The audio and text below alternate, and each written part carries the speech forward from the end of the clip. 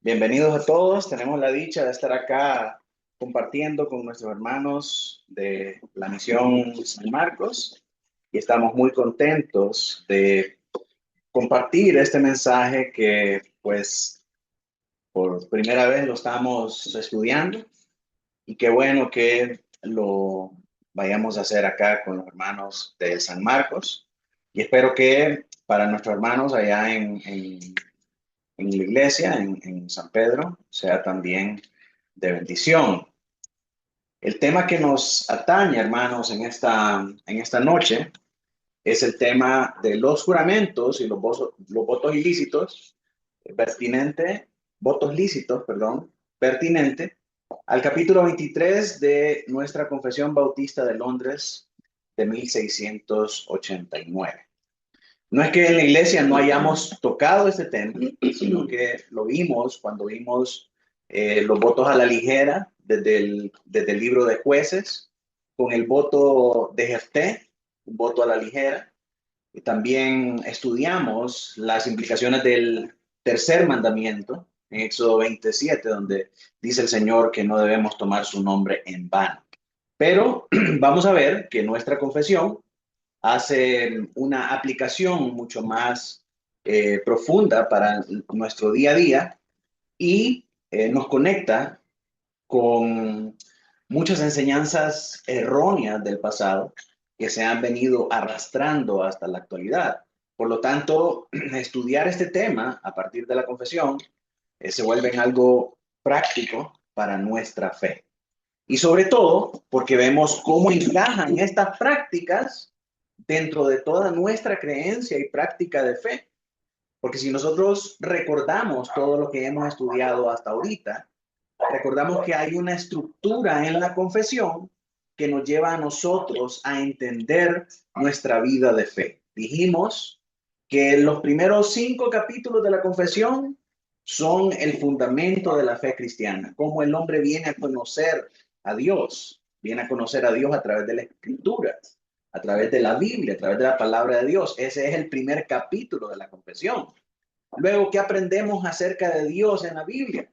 Que Dios es una Trinidad, Padre, Hijo, Espíritu Santo, que Él ha decretado todas las cosas que suceden y que todo lo que es en el mundo y todo lo que sucede es por obra de su decreto, es por su palabra, ¿verdad? Entonces ahí estamos viendo la doctrina de la Trinidad, estamos viendo los decretos de Dios, que Dios ha decretado todo lo que sucede, estamos viendo las obras de la creación del Señor y las obras de su providencia. Después vemos la caída del hombre, ¿verdad? Cómo el hombre se cayó de la gracia de Dios a causa del pecado original en Adán y cómo eso trajo una ruptura a la comunión entre Dios y el hombre. Y entonces Dios toma la iniciativa para restaurar esa comunión y Él envía a un mediador a restaurar esa comunión. Entonces ahí entramos a la doctrina de Cristo, el mediador. Y este es el fundamento de la fe cristiana que nosotros confesamos. Cristo es el mediador de un nuevo pacto que nos lleva a reconciliarnos con Dios y nos lleva a restaurar nuestra comunión con Él. Ahora, los siguientes capítulos, ¿ah? ¿Sí? Ahora, los siguientes, déjeme ver, creo que sí estamos, sí, sí. Ok, los siguientes capítulos entonces, después de la doctrina de Cristo el mediador, nos llevan a nosotros, hermanos, a ver, nos llevan a nosotros a ver cómo se compone esa vida del nuevo pacto, ¿verdad? ¿Cuáles son nuestros deberes cristianos? ¿Cómo tenemos que comportarnos? ¿Cómo es nuestra vida dentro de ese nuevo pacto que el Señor Jesucristo estableció para nosotros? Y entonces gran parte de la confesión, después del capítulo 6, tiene que ver con las responsabilidades que como cristianos tenemos dentro de ese nuevo pacto que el Señor Jesucristo nos dio, ¿verdad? Y en ese orden hemos venido estudiando todas estas doctrinas. En la última visita que tuvimos, hablamos acerca de la adoración religiosa y del día de reposo. Ahora vamos a ver el capítulo 23, que habla acerca de los juramentos y los votos lícitos. Ahora, alguien puede preguntar entonces, bueno, si estamos hablando de las responsabilidades que como cristianos tenemos dentro del nuevo pacto y que todos estos capítulos de la confesión nos están hablando de eso, de nuestra vida cristiana, y venimos hablando de la adoración religiosa, ¿qué tienen que ver los pactos? ¿Qué tienen que ver, perdón, los juramentos y los votos? ¿Cómo casan los juramentos y los votos dentro de esas responsabilidades cristianas? Y entonces surgen muchas preguntas muy interesantes que las vamos a ver a partir del estudio de este capítulo. Pero antes de comenzar, después de esa breve introducción, vamos a orar al Señor para pedirle que Él bendiga nuestro tiempo juntos. Oremos. Padre nuestro que estás en los cielos y en todo lugar, te damos gracias en esta noche por la oportunidad que nos das de poder estar aquí reunidos, Señor, bendiciéndote, adorándote y congregados para escuchar tu enseñanza, Señor, específicamente en lo pertinente a estos dos temas que son los juramentos y los votos. Te pedimos que durante esta jornada nos ayudes a poder escuchar, a poder entender y a poder aplicar, Señor, lo que acá aprendamos a nuestra vida cristiana, entendiendo los juramentos y los votos como parte de nuestra vida diaria como cristianos y como parte de nuestra adoración a ti, Señor. Por favor, quita de nosotros todo estorbo, todo pensamiento contrario, toda distracción, Señor. Lleva nuestros pensamientos cautivos en la obediencia a Cristo Jesús y permite, Señor, que tu palabra pueda instruirnos y que pueda ser una buena semilla que queda sembrada en nuestros corazones para que a su tiempo pueda dar frutos de justicia, Señor, que sean únicamente para tu gloria. En el nombre de Jesús oramos. Amén y amén. Bien, antes de comenzar, hermanos, quiero sentar algunos precedentes acerca de este tema, porque tal vez nosotros podemos recordar algunas cosas que aprendimos en nuestra niñez acerca de esto. Los hermanos creo que no estoy compartiendo la presentación con los hermanos ahí en San Pedro, ¿verdad?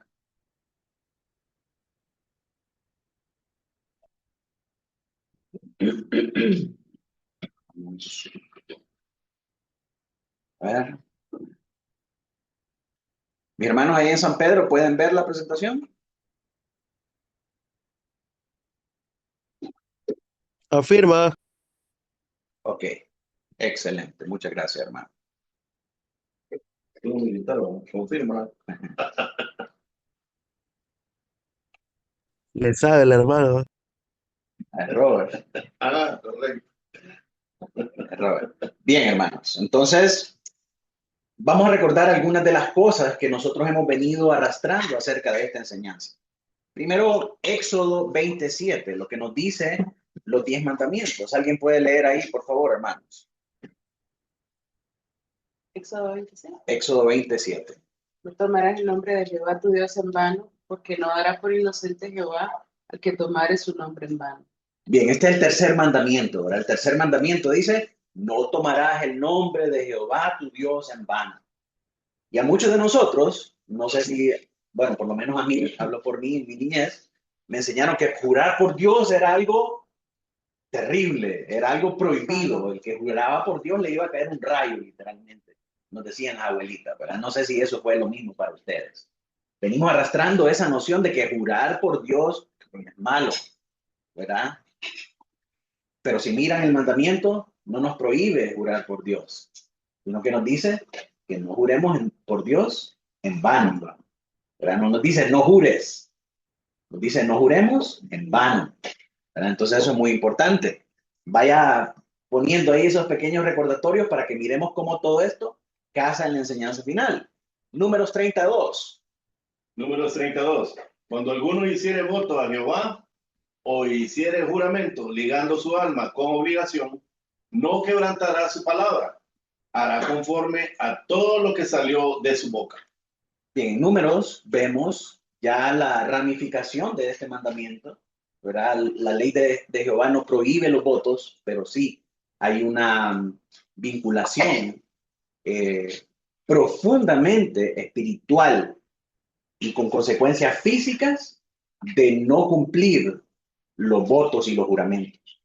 En el pueblo de Israel habían sanciones que iban desde un castigo hasta una pena capital por no cumplir con un voto, ¿verdad? Entonces, hacer un juramento y no cumplirlo era un delito que era pagado muchas veces con un precio muy alto, ¿verdad? Y eso derivaba en que la gente tuviera un temor a hacer estas cosas, a hacer los juramentos y hacer los votos. Luego venimos al Nuevo Testamento y miren lo que dice el Señor en el grandioso Sermón del Monte. El Señor está, recordemos la serie de Contracultura, el Señor está reexplicándole a sus discípulos las leyes y las implicaciones, y todas las enseñanzas de Jesús están destinadas a que ellos se aparten y no se conformen con la cultura de la época, que lo que ha hecho es pervertir la ley y hacer unas prácticas totalmente hipócritas al margen de ella y destinadas más que todo a encontrar los vacíos legales para poder pecar en orden, para poder pecar con limpia conciencia. Entonces el Señor les está diciendo nuevamente, no, ustedes oyeron y les han enseñado estas cosas, pero yo les digo que esto es lo que ustedes tienen que hacer. Entonces la enseñanza de Jesús en el Sermón del Monte es profundamente contracultural. Lo está, como diríamos nosotros, lo está avivando. Le está diciendo, no se conformen al mundo. Dejen de pensar como piensan estos fariseos, que eran el referente de la ley de Dios en aquel tiempo. Y entonces el Señor les explica lo que realmente significa la ley y lo que realmente, o cómo verdaderamente tiene que vivirse y aplicarse cada uno de los mandamientos que el Señor le dio a su pueblo. Y entonces en Mateo 5:33 el Señor habla acerca de los juramentos. ¿Quién lo lee? Mateo 5, 33 y 37. Además, habéis oído que fue dicho a los antiguos, no perjurarás si no cumplirás al Señor tus juramentos. Pero yo os digo, no juréis en ninguna manera, ni por el cielo, porque es el trono de Dios, ni por la tierra, porque es el estrado de sus pies, ni por Jerusalén, porque es la ciudad del gran rey, ni por tu cabeza jurarás, porque no puede hacer blanco o negro un solo cabello, pero sea vuestro hablar, sí, no porque lo que es más que esto de mal procede. Explicando eso un poquito, el verso 37 dice, sea vuestro hablar sí, sí, no, no. O sea, o sí o no. Porque cualquier otra cosa que va más allá de esto, de mal procede. Entonces, ¿qué está diciendo Jesús acá? ¿Qué está diciendo Jesús acá? ¿Ah? El que cumple la palabra. Que no hay que jurar. Exacto. Eso es lo primero que sacamos de este versículo. ¿Verdad? El Señor dice, no perjurarás. Pero, vamos a ver que, y lo vamos a explicar más adelante, que si nosotros nos quedamos únicamente con las palabras del verso 33, estamos perdiendo todo el espíritu de lo que el Señor Jesucristo está queriendo transmitir. Pero para poder entender lo que Él está diciendo, tenemos que entender un poquito el contexto de la cultura y lo que está pasando para saber por qué el Señor Jesucristo esto y cuál es el propósito que Él tiene para decir estas cosas, para que nosotros podamos entenderlo de esta manera. Déjenme cerrar acá. Okay. Entonces, excelente visión la de la profesora Heidi. Sí, yo de ahí no miro, hermano, pero la felicito porque 2020. Y luego Santiago 5:12. ¿Quién lee Santiago 5:12? Yo, Santiago 5:12. Pero sobre todo, hermanos míos, no juréis, no juréis, ni por el cielo, ni por la tierra, y ni por ningún otro juramento, sino que vuestro sí sea sí, y vuestro no sea no, para que no caigáis en condenación. Bien, está ahí. Entonces, vemos que Santiago, el hermano de Jesús, retoma esta enseñanza que probablemente él recibió en el Sermón del Monte y vuelve a decir lo que el Señor dijo. No juréis por nada, ni por el cielo, ni por la tierra, ni por ningún otro juramento. Y vuelve a repetir lo que el Señor dijo, ¿verdad? Pero con más claridad. Sea vuestro sí, sí, y sea vuestro no, no, para que no caigáis en condenación. Entonces, Santiago está recordando la enseñanza de Jesús y la está trayendo nuevamente a relevancia de la iglesia y diciéndoles, ¿qué les está diciendo? Sea vuestro sí, sí. Sí, pero lo primero que dice él es, no juréis, ¿verdad? Entonces eso nos pone en un aprieto. Bueno, o tenemos que jurar o no tenemos que jurar. ¿Qué es lo que es cierto, verdad? Y como dijimos al principio, todos crecimos escuchando que no se debía jurar. Jurar es pecado, jurar es malo, nos dijeron las abuelitas, ¿verdad? La Iglesia Católica, de hecho, enseña que jurar es pecado. Pero vemos que en la Biblia hay muchos ejemplos, tanto de juramentos como de votos. Y el día de hoy vamos a ver los juramentos y el día de mañana vamos a estar viendo los votos y vamos a ver cuál es la diferencia entre los juramentos y entre los votos. Pero hablando de esto, de los juramentos, vemos que en la Biblia hay muchos ejemplos de juramento. Mientras que la iglesia enseña en su catecismo que jurar es malo, la iglesia católica, al mismo tiempo están haciendo votos y promueven a los fieles para que hagan votos a la Virgen, votos al santo, ¿verdad? Ellos mismos hacen votos de castidad, hacen votos de pobreza, hacen votos de sujeción a la iglesia católica y al papa. Y entonces vemos una contradicción aquí. Bueno, entonces ¿es malo o es bueno? Es malo cuando lo hago yo, pero es bueno cuando lo hacen ellos y cuando se hace por la iglesia o por un santo o por una virgen. Entonces, ¿cuál de las dos? Hay una contradicción ahí. Entonces, algunas preguntas adicionales para reflexionar. ¿De dónde viene esta enseñanza? ¿Por qué los cristianos tienen esta costumbre de pensar que los votos y los juramentos son malos, son pecados, son ilícitos? ¿Es realmente lícito hacer juramentos y votos? Y si la Biblia prohíbe los juramentos y votos, ¿por qué no prohíbe esos juramentos y votos que se hacen a la iglesia y a la Virgen y a los santos? ¿Es pecado jurar? ¿Estoy en pecado impenitente, es decir, en un pecado que no he confesado, en un pecado del que no me he arrepentido, si he hecho algún juramento y no lo he cumplido? ¿Qué pasa conmigo? Si el Señor me dice que no tengo que jurar, sino que o sea sí o sea no, pero cualquier otra cosa que yo digo más allá de eso es pecado. Si yo he hecho esto y no lo he cumplido, estoy en pecado, ¿qué pasa conmigo? ¿Verdad? Como pueden ver, este tema tiene muchas implicaciones y hay muchas preguntas en el aire cuando nosotros vamos a comparar los textos bíblicos y tratamos de hacer un consenso acerca de qué es lo que nos está mandando el Señor por medio de estos votos y juramentos, y también cómo esto se refleja en nuestra vida como iglesia. ¿Qué tiene que ver esto con nuestra adoración religiosa y con nuestros deberes cristianos? Entonces, el propósito o la ruta que vamos a seguir en esta enseñanza, hermanos, es que vamos a ver primeramente qué es un juramento. ¿Qué es un juramento? ¿Verdad? Después vamos a ver el dilema histórico, porque tenemos que ver desde dónde viene todo esto y cómo llegó hasta acá y cómo estamos en la situación en la que estamos hoy. Después vamos a ver esta paradoja de Mateo, como el Antiguo Testamento dice una cosa, pero el Señor está diciendo otra, ¿verdad? Y vamos a examinar también la evidencia bíblica. Vamos a ver los juramentos en el contexto de la Biblia y vamos a ver el gran peligro que hay en el literalismo, que es de donde deriva mucha de la mala interpretación y de la mala enseñanza que se ha dado al cristianismo el día de hoy. Y finalmente vamos a ver los límites y las lecciones que nos deja este pasaje, comparando también o aterrizando todo esto en lo que la confesión nos dice acerca de los juramentos y de los votos. Como les dije, el día de hoy vamos a tratar únicamente con los juramentos y el día de mañana vamos a ver los votos. Y ese contraste nos va a hacer el día de mañana ver y decir, por eso es que esto es así.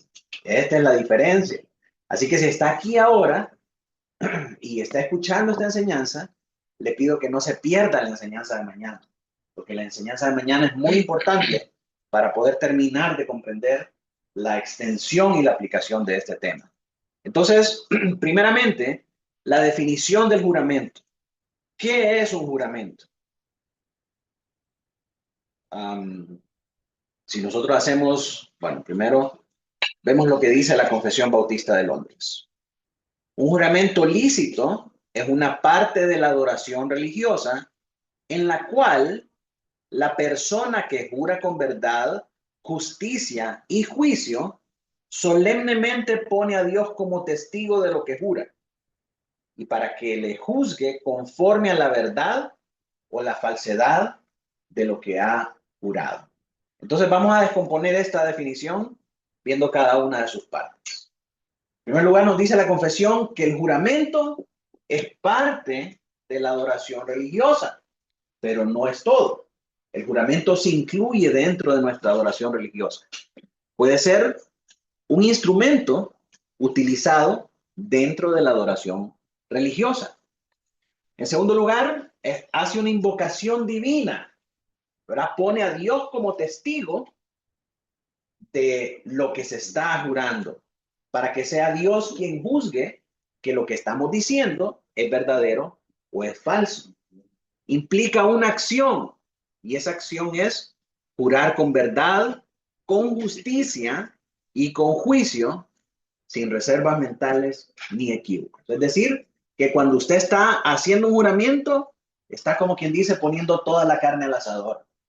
Ahí no dejó nada en la panita para más tarde. O sea, toda la puso ahí y todo eso que está aquí al frente en este juramento, todo esto es verdad. No estoy guardando algo para mi conveniencia, no estoy guardando algo para más tarde, no estoy dejando un as bajo la manga para ser usado después. Lo estoy poniendo todo ahí. Entonces, al ponerlo todo ahí, Dios es mi testigo. Y Dios va a juzgar si lo que yo estoy diciendo es verdadero o es falso. Entonces, hay también un sometimiento al juicio.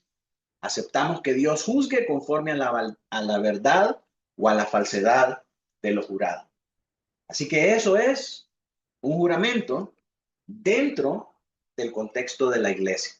Es parte de nuestra adoración cuando nosotros hacemos una acción de jurar con verdad, con justicia y con juicio, invocamos a Dios como testigo y nos sometemos al juicio de Dios.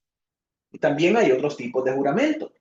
Los juramentos que se hacen ante magistrados civiles, los juramentos que se hacen ante autoridades, los juramentos que se hacen para ocupar un cargo, están teniendo también este mismo efecto. La acción, la invocación divina y el sometimiento al juicio.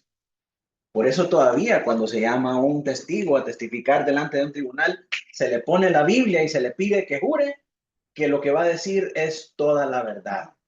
Y hay un terrible castigo punible por la ley de, ¿cómo se dice? Perjurio de testimonio, ¿verdad? No decir la verdad y es meritorio de cárcel. Entonces, el juramento tiene un peso legal profundo y mucho más cuando lo vemos desde el plano espiritual. Entonces, eso es un juramento. Ahora miremos el dilema histórico. ¿De dónde viene ese rechazo hacia estas acciones? Cuando nosotros nos vamos a la historia, hay tres grupos diferentes que han tomado diferentes perspectivas acerca de estos juramentos y estos votos. En primer lugar, tenemos uno de los primeros subgrupos cristianos apartados del catolicismo romano, que eran los anabautistas y los cuáqueros. Los anabautistas son de donde vienen los menonitas y los cuáqueros son una especie de carismático en el tiempo de la Reforma. Ellos decían, si la Biblia dice que es tan peligroso jurar, entonces tiene que ser pecado jurar. ¿Por qué? Porque tiene implicaciones tan profundas ligadas a nuestra alma, que hacer cualquier juramento es pecar. Y el Señor dice, no jurarás. Y Santiago dice nuevamente, no jurarás. Entonces, ellos concluyen que jurar es pecado. Y ahora, nosotros tenemos que entender también mucho del contexto por qué los anabautistas y los cuáqueros decían estas cosas. Y es por el hecho de que en el tiempo de la, durante y posterior a la, no, aún antes, durante y posterior a la Reforma Protestante, ¿qué era lo que estaba pasando con la Iglesia Católica? Una iglesia terriblemente corrupta, terriblemente alejada de su propósito original, con terribles prácticas de fe, como venta de indulgencias, y dentro de todas sus celebraciones, los votos y los juramentos contribuían a toda esa corrupción. Entonces ellos tomaban como ejemplo toda la corrupción que se estaba dando en la Iglesia Católica y decían, no, miren cómo esta gente hace con esos votos y juramentos. El Papa de Roma promueve esos votos de castidad, de pobreza y de todas estas cosas. Esas cosas son pecaminosas. Jurarle a la Virgen que le voy a dar un hijo si me da un hijo. Jurarle a la Virgen que me voy a consagrar a ella si me enriquecen todas las cosas. Entonces esta gente dijo, no, jurar definitivamente es pecado. No hay nada bueno en jurar. Todos los juramentos que se hacen debajo del sol son pecaminosos. Entonces ellos establecieron esa perspectiva. Pero ya estudiando un poco más la escritura, los presbiterianos y los congregacionalistas, con un poco más de luz de la escritura, en el tiempo cuando la escritura vuelve a ser el centro de la adoración cristiana, cuando redescubren la Biblia como la norma de fe para el culto al Señor y para la vida cristiana, ¿verdad? Los congregacionalistas y los presbiterianos vienen y dicen, no, no es pecado jurar. El pecado es rehusar hacer un juramento cuando se hace por una cosa que es buena y justa. ¿Verdad? Si a usted le piden algo que es bueno y justo y no quiere jurar, usted está en pecado. Porque no quiere decir la verdad. Porque no quiere jurar que eso es la verdad y que eso es justo. Entonces, definitivamente, usted está en pecado. Entonces, dicen los presbiterianos y los congregacionalistas, es pecado rehusarse a hacer juramento. Entonces, tiene dos posturas completamente contrastantes. Por un lado, los cuáqueros y los anabautistas que decían es pecado jurar. Y por el otro lado, los presbiterianos y los confesionalistas que decían no, pecado es no jurar por cosas justas. Pero entonces tenemos una postura un poco más pastoral, un poco más balanceada, y es la postura de los bautistas de 1689. Ellos suavizan un poco el lenguaje y enseñan que el juramento debe hacerse, pero omiten llamarlo pecado al rehusarlo, porque entienden que hay situaciones y hay momentos en los que nosotros debemos rehusarnos a hacer un juramento, principalmente cuando ese juramento nos obliga a pecar. Entonces ellos entienden que rechazar un juramento no es necesariamente pecado. Entonces no debemos generalizar de manera tan tajante como lo hacen los presbiterianos y los congregacionalistas. Y simpatizan con el rechazo al abuso anabautista. Es decir, en cierta manera entienden lo que los anabautistas están diciendo, ¿verdad? Porque saben que en ese tiempo se estaban usando los votos y los juramentos para condenar las conciencias de las personas, para esclavizar sus voluntades hacia causas injustas. Pero mantienen la teología reformada, de su licitud. Es decir, mantienen la postura de que los juramentos y los votos son lícitos, son legítimos, son buenos y son necesarios. Entonces, la teología bautista viene a poner un balance entre estos dos extremos contrastantes. ¿Estamos entendiendo hasta acá? ¿Sí? Sí. ¿Alguna pregunta? No. Ok. Entonces ahora, entendiendo este contexto, miremos la paradoja de Mateo. ¿Qué fue lo que realmente prohibió el Señor Jesucristo? Bueno, la ley nos dice, Jehová tu Dios temerás, y solo a él servirás y por su nombre jurarás, dice Deuteronomio 6:3. El mandamiento en Éxodo 27 nos dice, no tomarás el nombre de Dios en vano, no jurarás en vano por él. Entonces, no prohíbe los juramentos, sino que nos dice no hacerlos en vano. No decir el Señor, por Dios que está en los cielos, que esto es así, cuando eso es mentira. ¿Verdad? Eso es definitivamente prohibido. Pero entonces el Señor Jesucristo viene y dice, no juréis en ninguna manera. No juréis en ninguna manera. Y concluye diciendo, vuestro sí sea sí, vuestro no sea no, porque lo que procede más allá de eso es pecado. Entonces, si Cristo prohíbe absolutamente todo juramento, la Biblia se contradice entre sí y los cuaqueros y los anabautistas tenían razón. Jurar es pecado. Jurar es pecado. Entonces, ¿a qué se referían realmente Jesús y Santiago? Recuerde, Santiago retoma nuevamente esa historia. Y entonces aquí es donde nosotros tenemos que entender un contexto aún más antiguo que el de los cuaqueros y el de los anabautistas.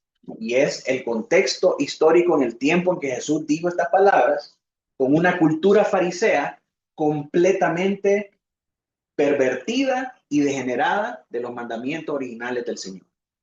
Los fariseos eran una especie de teólogos, abogados, que eran expertos en buscarle vueltas a la ley para ver cómo quebrantarla sin sentirse mal ellos por cometer pecado. Entonces ellos siempre estaban buscando cómo doblar ese mandamiento sin quebrarlo completamente. ¿Verdad? Entonces, ¿cómo? Ellos decían eso. Como la Biblia dice, no juraréis por el Señor en vano. Entonces, jurar por el Señor es pecado. Y es un pecado que según la ley tiene consecuencias graves, ¿verdad? En algunos casos capitales. Entonces, ¿qué tal si juramos por algo que es igualmente sagrado, pero no tan sagrado como Dios? Y si juramos por Jerusalén, que judío no siente el orgullo por Jerusalén. Y si juramos por el cielo, es diferente a jurar por Dios, porque no estamos jurando por Dios, estamos jurando por el cielo. Y si juramos por el templo, ¿quién no va a sentir el peso y la carga de lo sagrado que es el templo? ¿Verdad? Entonces ahí tenían algo igualmente sagrado, pero no tanto, para poder jurar sin obligarse ellos a cumplir el juramento. Pero es que me lo juraste por el templo. ¿Y qué? No es Dios. ¿Se dan cuenta? Entonces le ponían el mismo peso al juramento, pero no la misma vinculación. Y esta era la especialidad de los fariseos, ¿verdad? Lavarse las manos y decir, cumplimos sin cumplir. Entonces el Señor denuncia esa hipocresía, denuncia esa barbaridad que esta gente hacía con la ley. Porque les decía, ¿de qué les sirve estar buscando vacíos legales en la ley cuando lo que el Señor demanda de ustedes es obediencia en su corazón? Que si van a hacer algo, lo hagan de corazón y no solamente para que la gente los mire, que son santos sin tache. Entonces eran expertos en buscar estos eufemismos. Los eufemismos son palabras que reemplazan términos legales o términos de mayor peso. Como ahora en las redes sociales, ¿verdad? Si el algoritmo de Facebook o de TikTok o de esas plataformas detecta que usted usa algunas palabras como morir, inmediatamente lo cancelan porque está promoviendo contenido violento. Entonces muchas personas han recurrido a los eufemismos para decir desvivir, ¿verdad? Y usar otras palabras que significan lo mismo, pero no que tengan la connotación más vacía. Entonces eso era lo que hacían los fariseos. Buscaban esos eufemismos para no cumplir la ley. Entonces, en este proceso, pervertían la ley y multiplicaban los juramentos usando eufemismos para fanfarronear y dar peso a sus mentiras, evadiendo la obligación de ser honestos porque no habían mencionado al Señor. Y esto, hermanos, es lo que muchos hacemos de niños. ¿Vos te llevaste mi carrito? No, júralo. Te lo juro, Y porque entonces, mamá. Sí, por mi mamá, Pero ¿verdad? se cruzaban Pero los dedos, también, ¿no? sí. O te lo juro por, Por qué Diosito, sé ¿eh? yo. Pero había que Sí. Y estábamos diciendo una mentira y avalando una mentira en nombre de algo que era aparentemente sagrado, ¿verdad? Te lo juro por mi madrecita. Te lo juro por esto y el otro. Mientras no estuviéramos jurando por Dios, no estábamos quebrantando el mandamiento. Y eso es lo que nos enseñaba la iglesia al final. Que jurar por Dios y jurar por la Virgen era la muerte. Entonces todos estamos ahí en el mismo corazón de los fariseos. Y por eso el Señor viene a redefinir esa ley, esa enseñanza, para que nosotros entendamos lo que es, lo que el Señor quiere verdaderamente. No es que busquemos vacíos legales. El Señor no condena, no está aboliendo el juramento legal, solemne y religioso hecho en el nombre de Dios y ante las autoridades legítimas. Lo que sí condena es el juramento ligero, profano, frívolo y a menudo hipócrita, que usa eufemismos en la conversación cotidiana para impresionar y para evitar la honestidad. En contraste con el engaño fariseo, el Señor exige la simple y llana veracidad en pensamiento, en palabras y obra. Lo que el Señor está prohibiendo en Mateo 5, del 33 al 37, lo resume al final diciendo, sea sí o sea no. No necesitas jurar. Si dices que sí, cristiano, que tú sí seas sí. No podés venir y decir sí y la verdad es otra, porque estás cometiendo otro pecado, estás quebrantando otro mandamiento, que es el noveno mandamiento, no mentirás. El Señor quiere que nuestro sí sea sí y que nuestro no sea no. Entonces lo que el Señor está diciendo en Mateo 5, el 33-36, es, dejen de estar jurando por el templo y por Jerusalén y por el cielo y por estas cosas. Si van a decir algo, que sea la verdad. Y si van a decir la verdad, cúmplanla. Eso es lo que el Señor está diciendo. Entonces, si nosotros separamos o no entendemos ese contexto de lo que está pasando y separamos la primera línea del mandamiento del Señor, nosotros nos llevamos una enseñanza completamente distorsionada acerca del juramento. Porque si nosotros solamente leemos que el Señor dice, no jurarás por nada, pues no jurarás por nada. Llegamos a la misma conclusión de los anabautistas y los cuaqueros. Pero entendiendo el contexto y leyendo todo el pasaje, vamos a tener una interpretación diferente. Y vamos a entender que lo que el Señor nos está diciendo, que es más importante decir la verdad y cumplir, estar haciendo todo un proceso de artimañas, artilugios y palabras engañosas para no cumplir con lo que nos hemos comprometido a cumplir. Leamos nuevamente el pasaje y hoy usted va a entender con mayor claridad lo que el Señor Jesús está diciendo. Vamos a leerlo nuevamente.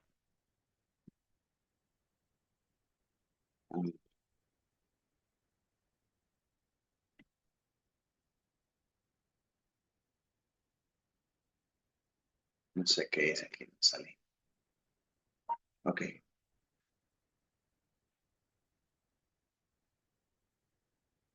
Vamos a ver dónde estaba. Dónde estaba hasta el principio. Leamos de nuevo, a ver. ¿Quién lee? Mateo 5, 33, 37. Además, habéis oído que fue dicho a los antiguos, no perjurarás, sino cumplirás al Señor tus juramentos. Pero yo os digo, no juréis en ninguna manera, ni por el cielo, porque es el trono de Dios. Hasta ahí. Si nos quedamos hasta ahí, la enseñanza está incompleta. Y la deducción que sacamos de ahí es la misma deducción de los anabautistas y los coqueros. Pero seguimos en el versículo 35. Ni por la tierra, porque es el estrado de sus pies, ni por Jerusalén, porque es la ciudad del rey, ni por tu cabeza jurarás, porque no puedes hacer blanco o negro un solo cabello.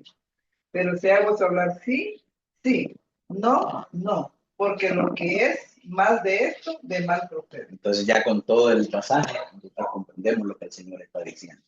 No está diciendo no juren, está diciendo Digan la verdad y comprométanse a cumplirla. Entonces, entendiendo esto, hermanos, nosotros entendemos la paradoja de Mateo. Lo que el Señor condena y lo que el Señor no condena. Entonces le digo ahora a usted, con todo este entendimiento, ¿es lícito jurar? Sí. ¿Permite el Señor jurar? Sí. Así es. Entonces, ¿por qué pensamos que no es lícito jurar? Por un mal entendimiento de estos pasajes y una mala enseñanza arrastrada, imagínense desde cuándo, desde los fariseos, pasando por los anabautistas, los cuaqueros, y aquí en América Latina, por la tradición católica. Pero vemos que hay un lugar y hay una ocasión para estos juramentos. Y miremos ahora, examinemos la evidencia bíblica. Podemos ver nosotros, hermanos, en diferentes partes de la Escritura, pasajes donde se hicieron juramentos. Ahora, la ley, vemos que la ley no nos dice que no debemos jurar, sino que, como le dije al principio y que se recordara de esto, la ley nos manda a no jurar en vano, ¿verdad? Pero jurar en vano no es lo mismo que no jurar, sino que es hacerlo, pero no en vano, hacerlo con conocimiento y con conciencia. Deuteronomio 6:13, también Eclesiastés, y lo vamos a ver mañana, Eclesiastés 5:4 y 5, dice, cuando hagas un voto a Jehová, apresúrate a cumplir. Sabemos que la Escritura nos manda, los votos tienen un lugar en la adoración religiosa, de la cual los cristianos estamos obligados a cumplir. Vemos número 5:19, que el pueblo de Israel estaba obligado a cumplir con los juramentos. En el Antiguo Testamento hay diferentes personajes que hacen juramentos. Abraham, Jacob, José, Elías, Nehemías y Esdras. Aún los profetas en sus predicciones hacen juramentos futuros. Leamos Isaías 45:23. ¿Alguien tiene Isaías 45:23 ahí que lo pueda leer?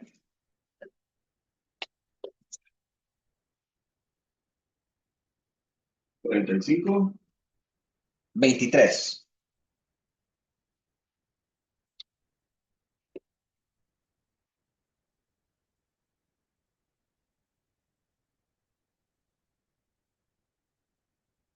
Lo leo. Vamos a darle chance al hermano que... Isaías 45, 23. Sí. No aquí, es que aquí.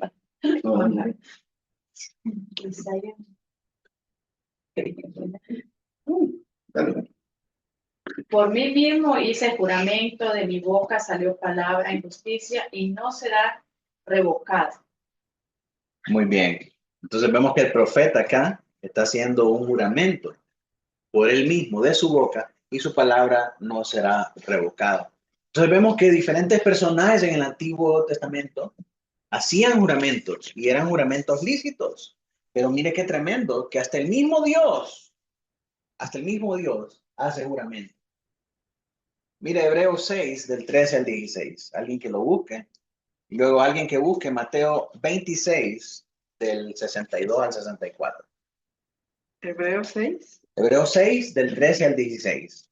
Mateo 26, 62 al 64.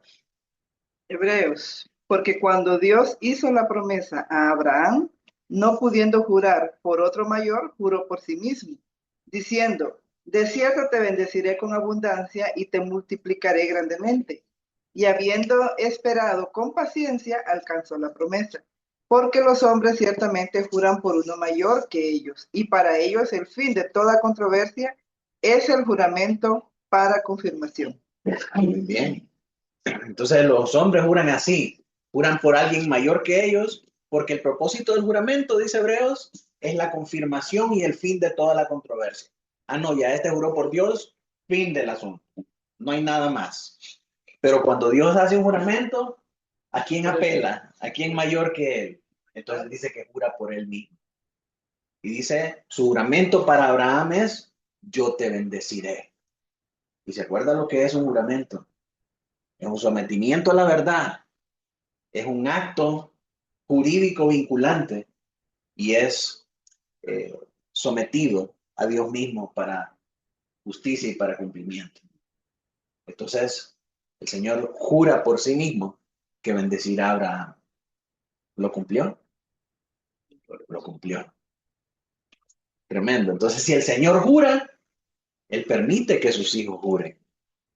Hebreos nos está diciendo, está avalando prácticamente que los hombres hagan juramento por algo más grande que ellos para el fin de toda controversia. El Señor Jesucristo, cuando compareció delante de las autoridades, hizo juramento. Mateo 26, 62. Mateo 26, 62. Y levantándose el sumo sacerdote le dijo, no respondes nada. ¿Qué testifican esos contra ti? Mas Jesús callaba. Entonces el sumo sacerdote le dijo, te conjuro por el Dios viviente, que no digas que eres Dios.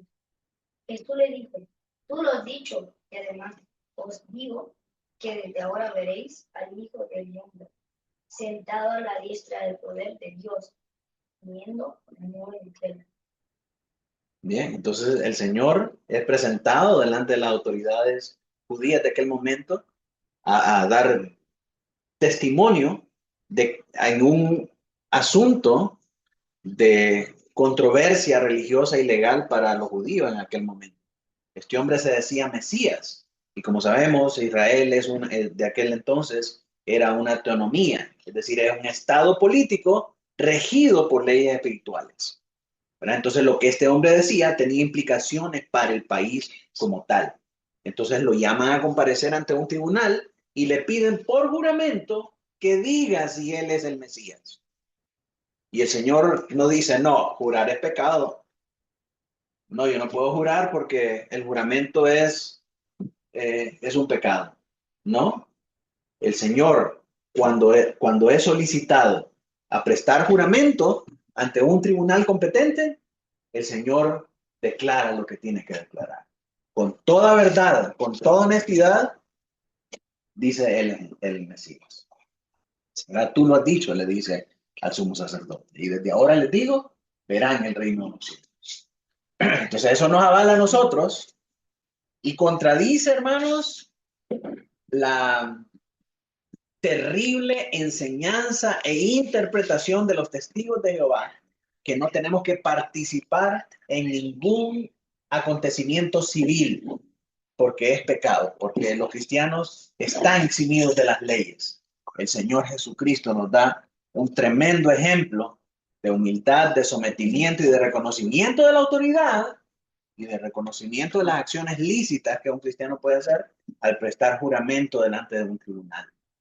Entonces eso nos da a nosotros pie para saber que si nos piden hacer un juramento a la bandera, pues nosotros estamos facultados a hacerlo, siempre y cuando sea mi bandera y yo, como ciudadano de este país, esté en la obligación civil y legal de comparecer y de cumplir con eso a lo que me estoy comprometiendo.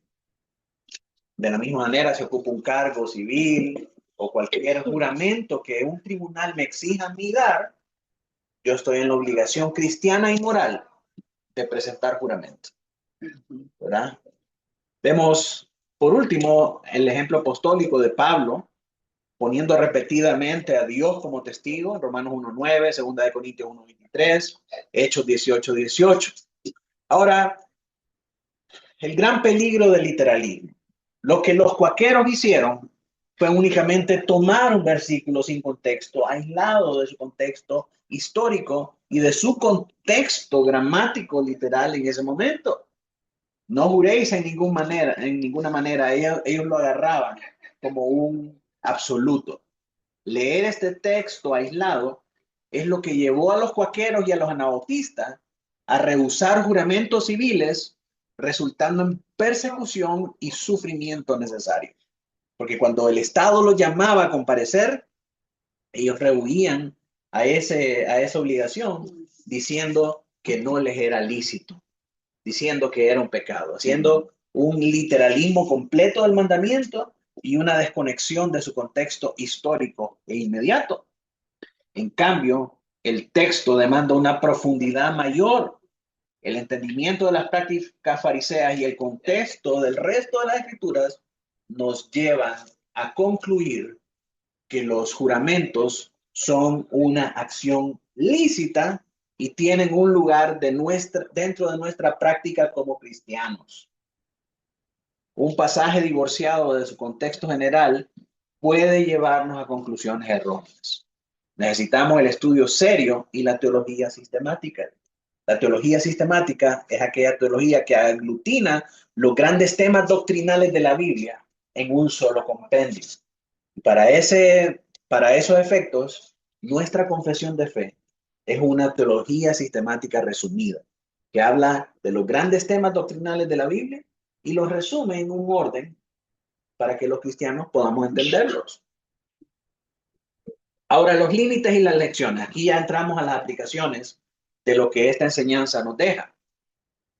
La segunda confesión de Londres, en el párrafo 2, el párrafo 1 habla lo que es un juramento. Nos ayuda a definir lo que es un juramento. Pero en el numeral 2 nos dice, solo por el nombre de Dios deben jurar los hombres, y al hacerlo, han de usarlo con todo temor santo y reverencia. Por lo tanto, jurar vana o temerariamente por este nombre glorioso y temible, o simplemente el jurar por cualquier otra cosa, es pecaminoso y debe aborrecerse, porque eso lo dejó muy claro el Señor Jesucristo en la enseñanza del Sermón del Monte. Sin embargo, como en asuntos de peso y de importancia, para confirmación de la verdad y para poner fin a toda contienda, como dice Hebreos, un juramento está justificado por la palabra de Dios. Por eso, cuando una autoridad legítima exija un juramento lícito para tales asuntos, ese juramento debe hacerse. Ahí vemos que lo que dice la confesión no está separado de lo que nos enseña el Señor Jesucristo y lo que nos enseña Hebreos. Debe hacerse para evitar toda controversia. El tercer párrafo nos dice, todo aquel que haga un juramento justificado por la palabra de Dios debe considerar seriamente la gravedad de un acto tan solemne y no afirmar en el mismo nada, sino lo que sepa que es verdad, porque por juramentos temerarios, falsos y vanos, se provoca al Señor y por razón de ello la tierra se enluta.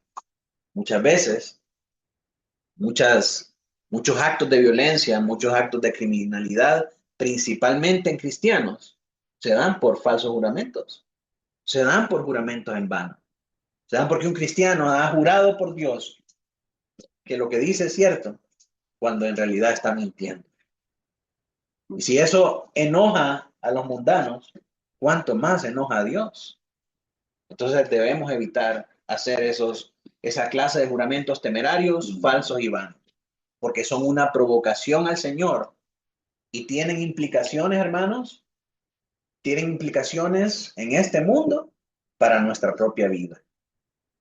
¿Verdad? Como hemos visto, faltar a un juramento en un tribunal acarrea encarcelamiento. Faltar a un juramento, a una declaración jurada en los impuestos, puede llevar a la cárcel y puede resultar en repercusiones económicas, financieras.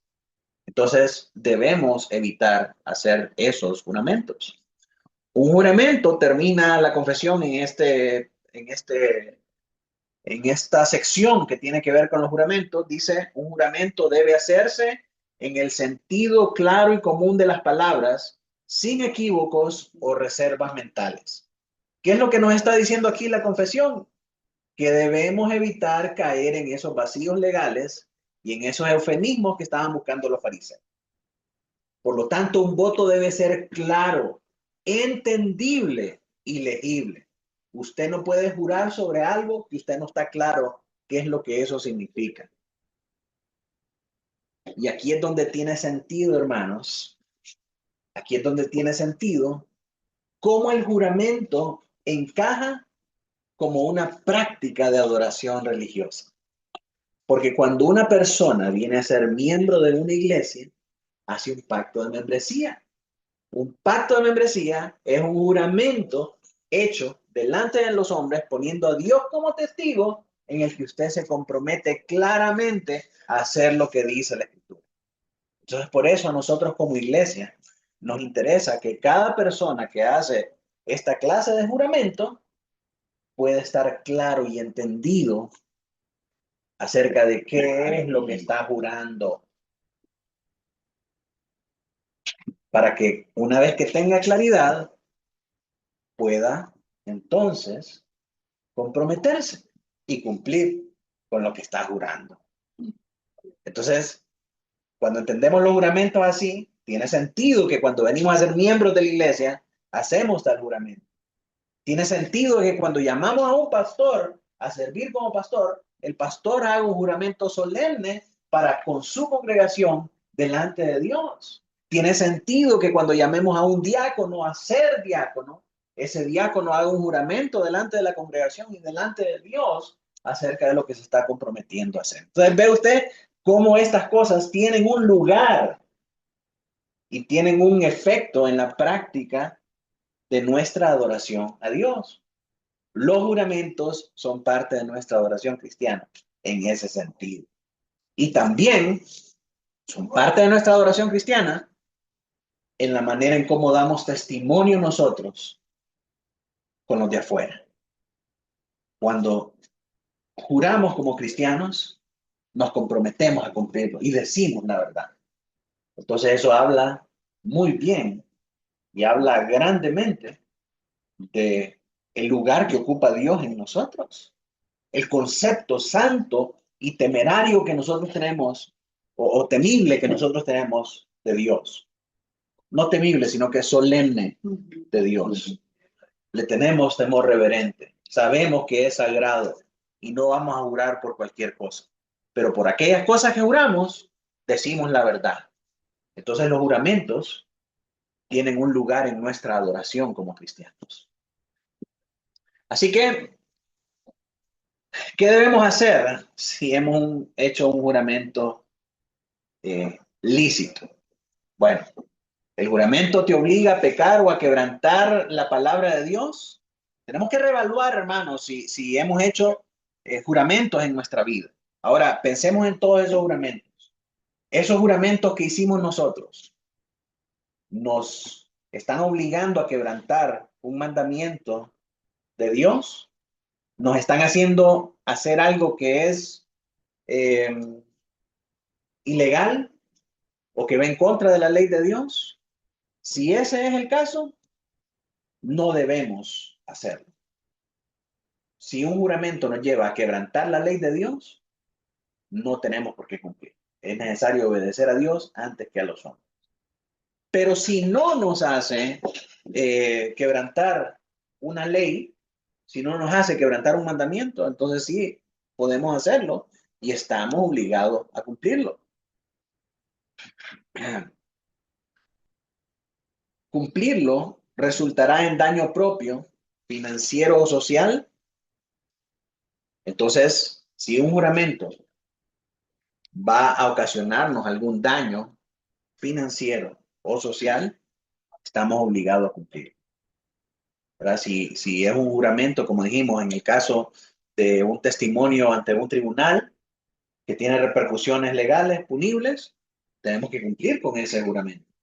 Si es una declaración jurada de impuestos, tenemos que cumplir con esa declaración jurada de impuestos. Si es algún otro juramento que tiene repercusiones sociales y financieras para nosotros, entonces no debemos cumplirlo. Si no tiene repercusiones legales y financieras, tenemos que preguntarnos también, ¿el juramento fue hecho a incrédulos o herejes? Y entonces, hermanos, aquí esto es muy importante, porque cuando uno piensa en la sociedad judía, me voy a parar un momentito. Cuando uno piensa en la sociedad judía, principalmente este grupo de fariseos que eran expertos en buscar brechas para saber cómo quebrantar los mandamientos sin quebrantarlos, ellos tienen un montón de prácticas que están asociadas con prácticas ilícitas. Y por ejemplo, uno piensa, ¿cómo es que siendo judíos, el pueblo de Dios, y el poseedor de todas estas leyes están considerados como los más usureros del mundo. Los judíos han tenido fama de que controlan el dinero, que son prestamistas y que son usureros y que acaparadores y todo eso. ¿Cómo es posible que ese pueblo de Dios, conocedor de estas leyes, hagan estas cosas? Y ahí es donde viene la astucia de los fariseos. Astucia para lo malo. Porque usted nunca va a ver que un judío hace este tipo de cosas con los mismos judíos. Ellos se respetan, se cuidan y se protegen. Pero ellos no están obligados a cumplir nada de esto con los incrédulos. Ellos no están obligados a seguir la ley de Dios con los que no son parte del pueblo, con los que no son parte del pacto. Entonces, muchas de las usuras, muchas de esos juramentos, ellos los quebrantaban sin problema cuando se trataba de incrédulos. Porque ellos decían, la ley es solamente para el pueblo de Dios. Pero entonces aquí es donde el Señor Jesús los confronta y confronta su pecaminosidad. Y para nosotros como cristianos, mis hermanos, aunque un juramento haya sido hecho con un incrédulo, nosotros como cristianos tenemos que cumplirlo. Tenemos que cumplirlo. No nos absuelve de la responsabilidad. Entonces es muy importante que nosotros entendamos eso. ¿Verdad? El haberlo hecho con alguien que no es creyente no nos exime de la responsabilidad de cumplir. Y esto es muy importante, mis hermanos, porque usted puede pensar, bueno, no pasa nada. O sea, eso es lógica. ¿Quién va a pensar eso? ¿Se asustaría usted de ver la lógica de muchas personas hoy en día que por estar agarrando versículos sin contexto están utilizando la Biblia como los fariseos para cometer pecados sin pecado? Le voy a poner un ejemplo para que usted mire hasta dónde, qué tan hondo llega la guarida del conejo, como dicen. Conocí personas con prácticas terribles que llegaron a una asociación paraeclesial, conocieron a Cristo y entonces en Cristo se enamoraron de otra persona distinta a la que estaban casados. Entonces ellos dicen, yo me casé en pecado, en incredulidad, no era cristiano cuando me casé. Entonces ahora que soy cristiano y entiendo lo que es una mujer cristiana y entiendo lo importante que es el matrimonio cristiano. Y entonces yo soy cristiano, pero mi mujer es incrédula, estoy en yugo desigual. La Biblia me dice, no unáis en yugo desigual. Entonces yo tengo que dejar a esa mujer. Igual dice Pablo, los que están en Cristo, nueva criatura son, y aquí todas las cosas viejas pasaron. Entonces hasta la señora vieja también se fue. ¿Verdad? Y estos pícaros, hermanos, utilizan estos versos sin contexto para justificar sus picardías. Entonces invalidan un juramento lícito hecho delante de Dios, aunque sea con un incrédulo, ellos lo invalidan, alegando que están siendo obedientes a la palabra. Y eso no es lo que el Señor nos está mandando. El Señor nos está mandando y nos dice, sea vuestro sí, sí, y vuestro no, no. Cualquier cosa que procede a eso es pecado. Ya cuando necesita adornarlo y ponerle miquis y presentarlo bonito y ir encontrando eufemismos, ahí ya está reventado, ahí ya está pecando, ¿verdad? Hay dos comentaristas que nos ayudan a nosotros a reconocer a dónde es que está el pecado en estas prácticas de juramentos en el Antiguo Testamento y en la actualidad. Y es la lógica del arrepentimiento en votos pecaminosos. A. Hodge dice, el pecado está en prestar el juramento para hacer algo ilícito, no en quebrantar. Y también Hay Williamson dice, era erróneo prestar un juramento así para empezar. Sería doblemente erróneo cumplirlo después de descubrir que era pecaminoso. Dar nuestra palabra a los hombres jamás puede ser que sea moralmente correcto quebrantar la palabra de Dios. El espacio sagrado, el juramento lícito y solemne sigue siendo un acto santo de adoración cuando lo exige la autoridad legítima en asuntos de peso. Ahora, hemos hablado de un tribunal, ahora hemos hablado del pacto de membresía, hemos hablado del juramento que hace un pastor, hemos hablado del juramento de un diácono. Pero ¿y qué cuando en algún asunto de controversia el pastor lo llama a usted a dar un juramento de que su testimonio es verdadero? ¿Puede hacerlo el pastor? ¿Puede hacerlo el pastor? Sí, porque es una autoridad. Claro. ¿Está usted obligado a jurar? Sí. Cuando es un asunto de justicia, de verdad, de equidad, de juicio y de integridad, usted está obligado a hacerlo. Entonces, recordar que sigue siendo un acto de adoración en el estándar diario. Sin embargo, el estándar para la conversación cotidiana del cristiano no requiere de juramentos informales ni de eufemismos elaborados para garantizar su honestidad. Pero aunque son necesarios en algunos casos para evitar las controversias, no tenemos que usarlos en nuestro día a día y en todas nuestras conversaciones. No es necesario, niños, jurar, ¿verdad?, cuando no hicieron algo, cuando están mintiendo y saben que están mal. No es necesario cruzar los dedos, ¿verdad?, diciendo lo juro, cuando no han hecho algo, cuando lo que están diciendo es mentira. Como cristianos, debemos decir la verdad y nuestro sí tiene que ser sí y nuestro no tiene que ser no. Nuestra teología sistemática nos protege del error, pero nuestro carácter diario debe reflejar a Cristo. Que nuestro sí sea sí y que nuestro no sea no. Así que de esta manera, mis hermanos, terminamos con esta enseñanza. Quisiera saber si hay alguna pregunta acerca de este tema.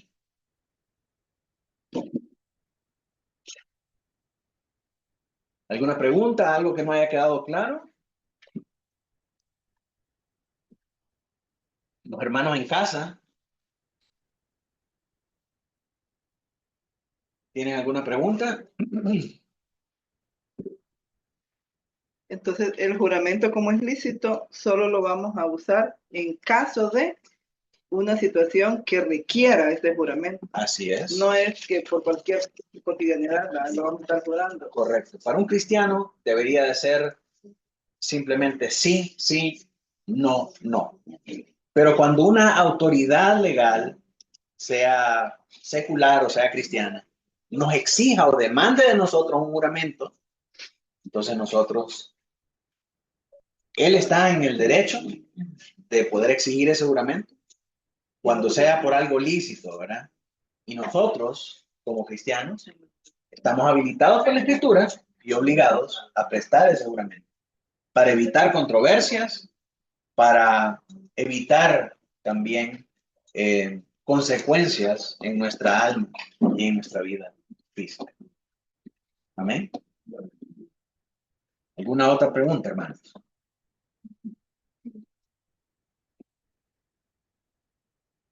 Y este juramento no específicamente tiene que decir uno, te lo juro por Dios.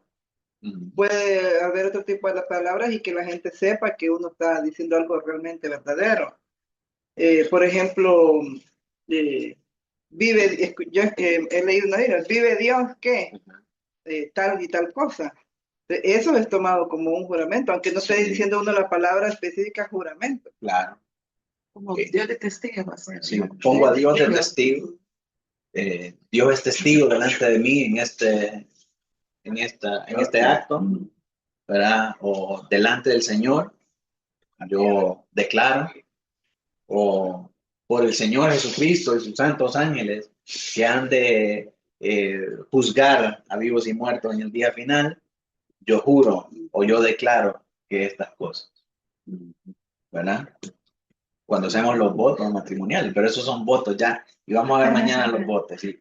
Cuando miremos los votos, va a entender usted cómo se diferencia el juramento de los votos. Ahí los votos también tienen un lugar y tienen una participación en nuestra adoración. Bien, hermanos, si no hay más preguntas, entonces vamos a terminar orando. Voy a pedirle a mi hermano Nelson que pueda dirigirnos en oración. Oremos. Padre Celestial, te damos gracias, mi Dios, por la bendición de tener a la familia pastoral en nuestra casa, recibiendo palabras, Señor, entendiendo tus principios, Padre, cada vez aprendiendo algo nuevo. Te pedimos, Señor, que esta enseñanza la pongamos por obra en nuestra vida diaria. Sabemos, Señor, que tú tienes para nosotros grandes cosas. Guíanos, Señor, guía nuestros pasos, endereza nuestro caminar. Y sobre todo, Señor, ten misericordia de cada uno de nosotros. Gracias por tu gran amor, Padre. Encomendamos nuestras vidas a ti en el nombre de Jesús. Amén y amén. Amén.